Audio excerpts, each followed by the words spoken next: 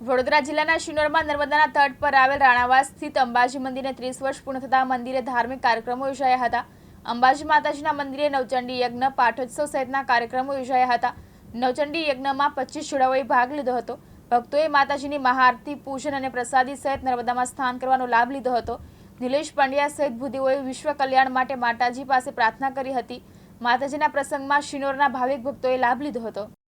નોમનો દિવસ એટલે માં જગદંબાનો પાટોત્સવ દિવસ શિનોર રાણાવાસમાં માં નર્મદાના તટ ઉપર આવેલું માં અંબાજીનું મંદિર, જેને આજે 30 વર્ષ પૂર્ણ થયા। આજે 25મો પદયાત્રા મંડળનો 25મા વર્ષનો દિવસ છે અને માતાજીનો 30મો પાટોત્સવ દિવસ છે। આજના દિવસે રાણા સમાજના લગભગ 25 થી 27 જોડાઓ માં નવચંડીના યજ્ઞમાં બેઠા।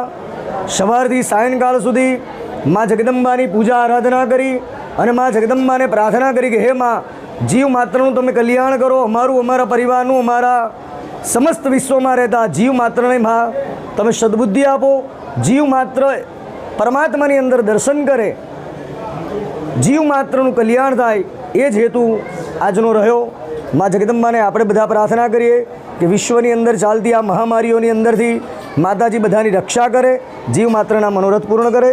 અંબે માત કી જય। ફૈઝ ખત્રી, દિવ્યાંગ ન્યૂઝ, શિનોર, વડોદરા।